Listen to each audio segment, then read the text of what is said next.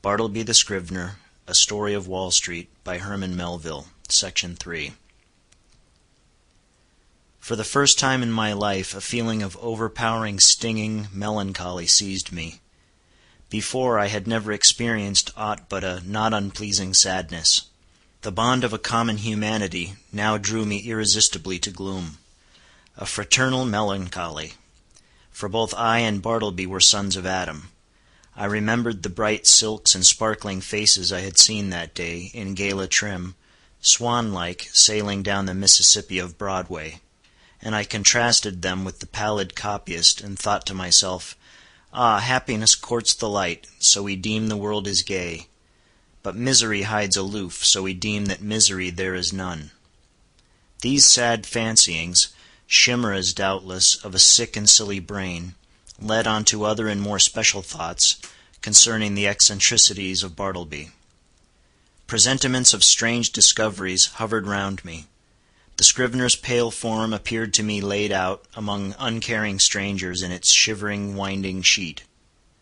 Suddenly I was attracted by Bartleby's closed desk, the key in open sight left in the lock. I mean no mischief, seek the gratification of no heartless curiosity, thought I. Besides, the desk is mine, and its contents too, so I will make bold to look within. Everything was methodically arranged, the papers smoothly placed. The pigeon-holes were deep, and removing the files of documents, I groped into their recesses. Presently I felt something there, and dragged it out. It was an old bandana handkerchief, heavy and knotted. I opened it, and saw it was a savings bank. I now recalled all the quiet mysteries which I had noted in the man. I remembered that he never spoke but to answer, that though at intervals he had considerable time to himself, yet I had never seen him reading, no, not even a newspaper; that for long periods he would stand looking out, at his pale window behind the screen, upon the dead brick wall. I was quite sure he never visited any refectory or eating-house, while his pale face clearly indicated that he never drank beer like Turkey, or tea and coffee even, like other men; that he never went anywhere in particular that I could learn, never went out for a walk, unless indeed that was the case at present; that he had declined telling who he was, or whence he came, or whether he had any relatives in the world; that though so thin and pale he never complained of ill health. And more than all, I remembered a certain unconscious air of pallid, how shall I call it, of pallid haughtiness, say, or rather an austere reserve about him, which had positively awed me into my tame compliance with his eccentricities, when I had feared to ask him to do the slightest incidental thing for me, even though I might know, from his long-continued motionlessness, that behind his screen he must be standing in one of those dead-wall reveries of his. Revolving all these things, and coupling them with the recently discovered fact that he made my office his constant abiding place and home, and not forgetful of his morbid moodiness, revolving all these things, a prudential feeling began to steal over me. My first emotions had been those of pure melancholy and sincerest pity. But just in proportion as the forlornness of Bartleby grew and grew to my imagination, did that same melancholy merge into fear, that pity into repulsion. So true it is, and so terrible too, that up to a certain point, the thought or sight of misery enlists our best affections. But in certain special cases, beyond that point, it does not. They err who would assert that invariably this is owing to the inherent selfishness of the human heart. It rather proceeds from a certain hopelessness of remedying excessive and organic ill. To a sensitive being, pity is not seldom pain, and when at last it is perceived that such pity cannot lead to effectual succor, common sense bids the soul rid of it. What I saw that morning persuaded me that the Scrivener was the victim of innate and incurable disorder. I might give alms to his body, but his body did not pain him. It was his soul that suffered, and his soul I could not reach. I did not accomplish the purpose of going to Trinity Church that morning. Somehow the things I had seen disqualified me for the time from church-going. I walked homeward, thinking what I would do with Bartleby. Finally I resolved upon this: I would put certain calm questions to him the next morning, touching his history, etc., and if he declined to answer them openly and unreservedly, and I supposed he would prefer not, than to give him a $20 bill over and above whatever I might owe him, and tell him his services were no longer required; but that if in any other way I could assist him, I would be happy to do so, especially if he desired to return to his native place, wherever that might be.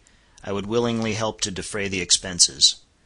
Moreover, if, after reaching home, he found himself at any time in want of aid, a letter from him would be sure of a reply.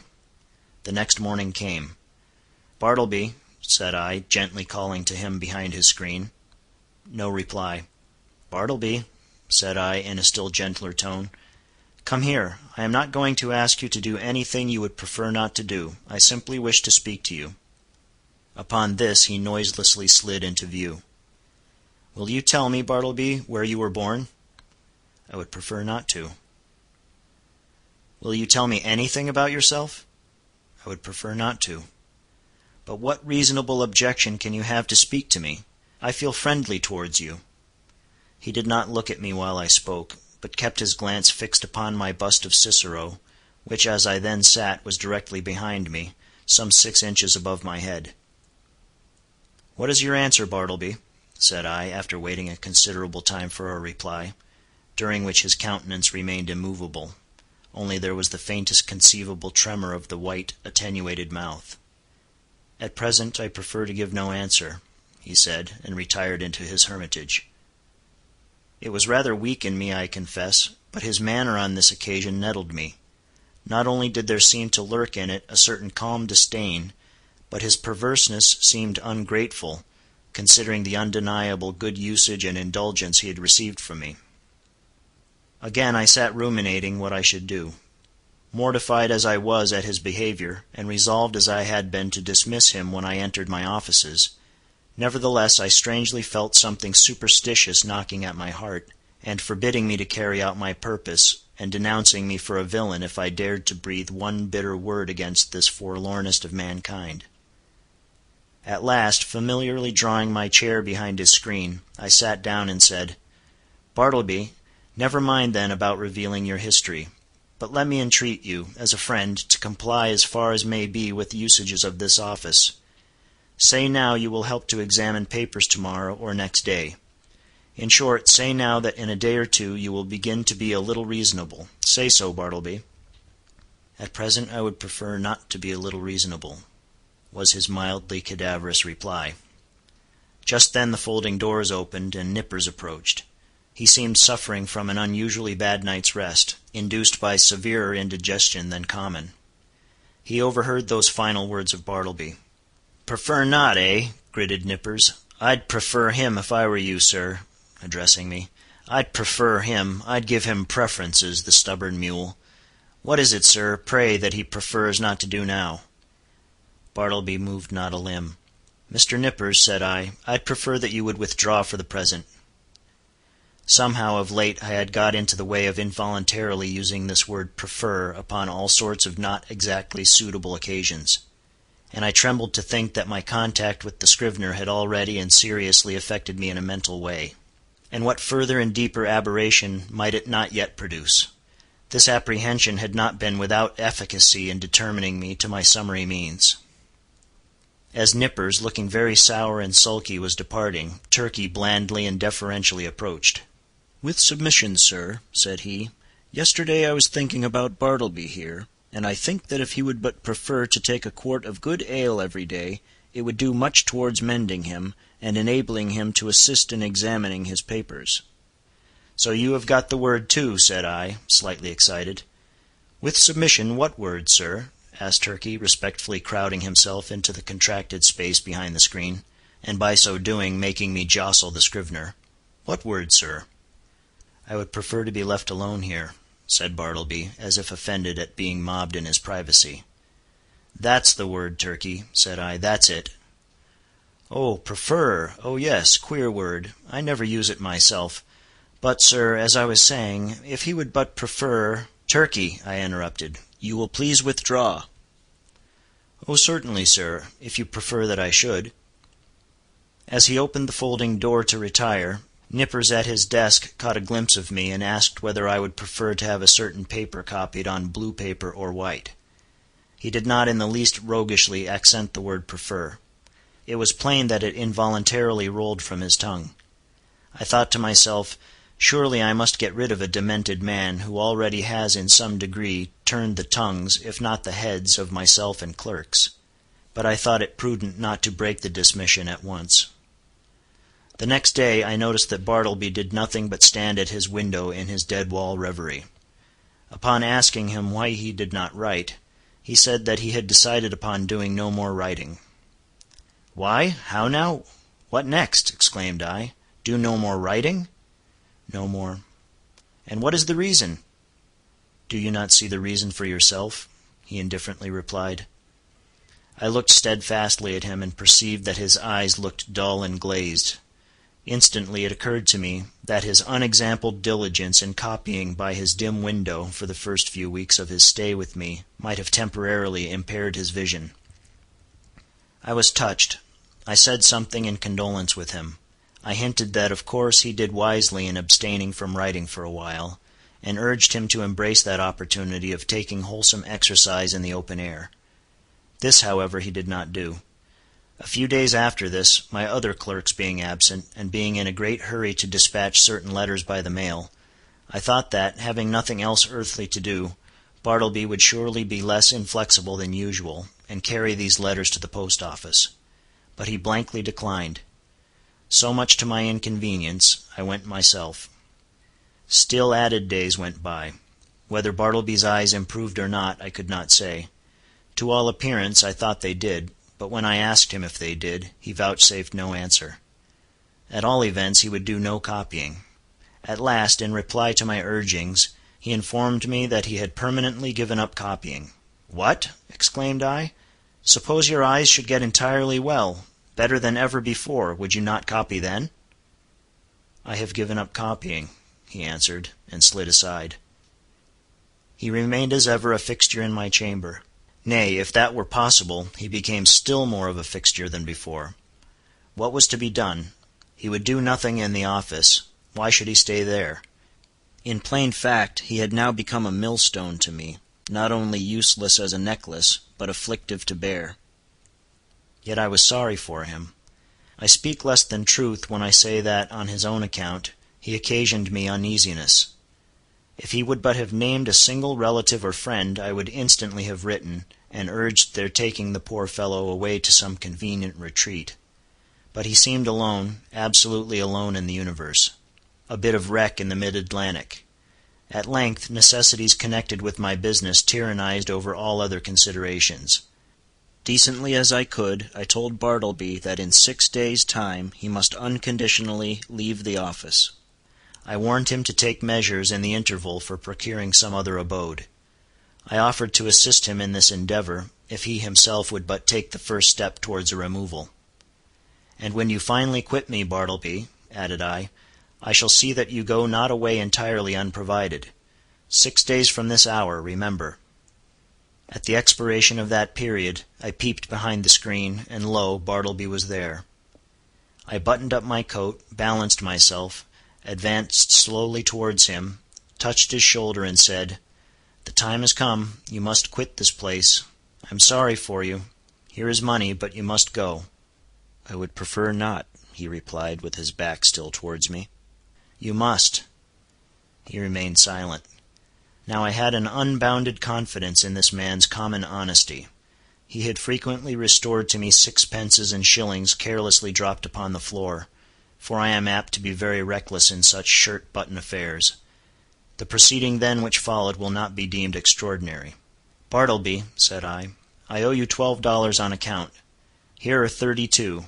The odd 20 are yours. Will you take it?" And I handed the bills towards him. But he made no motion. "I will leave them here then," putting them under a weight on the table. Then, taking my hat and cane, and going to the door, I tranquilly turned and added, "After you have removed your things from these offices, Bartleby, you will of course lock the door, since every one is now gone for the day but you, and if you please, slip your key underneath the mat, so that I may have it in the morning. I shall not see you again, so good-bye to you. If hereafter in your new place of abode I can be of any service to you, do not fail to advise me by letter. Good-bye, Bartleby, and fare you well." But he answered not a word. Like the last column of some ruined temple, he remained standing mute and solitary in the middle of the otherwise deserted room. As I walked home in a pensive mood, my vanity got the better of my pity. I could not but highly plume myself on my masterly management in getting rid of Bartleby. Masterly, I call it, and such it must appear to any dispassionate thinker. The beauty of my procedure seemed to consist in its perfect quietness. There was no vulgar bullying, no bravado of any sort, no choleric hectoring and striding to and fro across the apartment, jerking out vehement commands for Bartleby to bundle himself off with his beggarly traps. Nothing of the kind. Without loudly bidding Bartleby depart, as an inferior genius might have done, I assumed the ground that depart he must, and upon that assumption built all I had to say. The more I thought over my procedure, the more I was charmed with it. Nevertheless, next morning, upon awakening, I had my doubts. I had somehow slept off the fumes of vanity. One of the coolest and wisest hours a man has is just after he awakes in the morning. My procedure seemed as sagacious as ever, but only in theory. How it would prove in practice, there was the rub. It was truly a beautiful thought to have assumed Bartleby's departure, but after all that assumption was simply my own, and none of Bartleby's. The great point was, not whether I had assumed that he would quit me, but whether he would prefer so to do. He was more a man of preferences than assumptions. After breakfast I walked downtown, arguing the probabilities pro and con. One moment I thought it would prove a miserable failure, and Bartleby would be found all alive at my office as usual. The next moment it seemed certain that I should see his chair empty, and so I kept veering about. At the corner of Broadway and Canal Street, I saw quite an excited group of people standing in earnest conversation. "I'll take odds he doesn't," said a voice as I passed. "Doesn't go? Done," said I. "Put up your money." I was instinctively putting my hand in my pocket to produce my own, when I remembered that this was an election day. The words I had overheard bore no reference to Bartleby, but to the success or non-success of some candidate for the mayoralty. In my intent frame of mind, I had, as it were, imagined that all Broadway shared in my excitement, and were debating the same question with me. I passed on, very thankful that the uproar of the street screened my momentary absent-mindedness. As I had intended, I was earlier than usual at my office door. I stood listening for a moment. All was still. He must be gone. I tried the knob. The door was locked. Yes, my procedure had worked to a charm. He indeed must be vanished. Yet a certain melancholy mixed with this. I was almost sorry for my brilliant success. I was fumbling under the doormat for the key, which Bartleby was to have left there for me, when accidentally my knee knocked against a panel, producing a summoning sound, and in response a voice came to me from within. "Not yet. I am occupied." It was Bartleby. I was thunderstruck.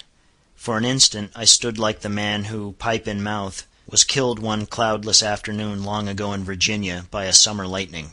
At his own warm, open window he was killed, and remained leaning out there upon the dreamy afternoon till some one touched him when he fell. "Not gone," I murmured at last, but again obeying that wondrous ascendancy which the inscrutable Scrivener had over me, and from which ascendancy, for all my chafing, I could not completely escape, I slowly went downstairs and out into the street, and while walking round the block, considered what I should next do in this unheard-of perplexity. Turn the man out by an actual thrusting I could not. To drive him away by calling him hard names would not do. Calling in the police was an unpleasant idea, and yet, permit him to enjoy his cadaverous triumph over me, this too I could not think of.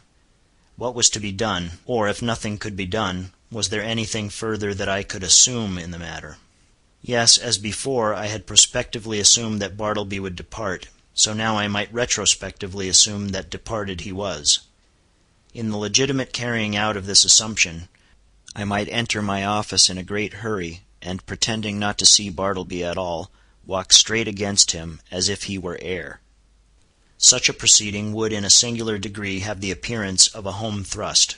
It was hardly possible that Bartleby could withstand such an application of the doctrine of assumptions. But upon second thoughts, the success of the plan seemed rather dubious. I resolved to argue the matter over with him again. "Bartleby," said I, entering the office with a quietly severe expression, "I am seriously displeased. I am pained, Bartleby. I had thought better of you. I had imagined you of such a gentlemanly organization, that in any delicate dilemma a slight hint would have sufficed. In short, an assumption. But it appears I am deceived.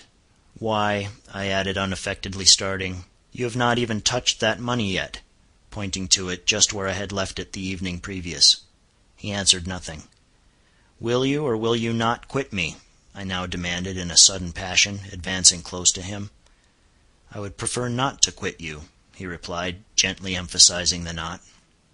"What earthly right have you to stay here? Do you pay any rent? Do you pay my taxes?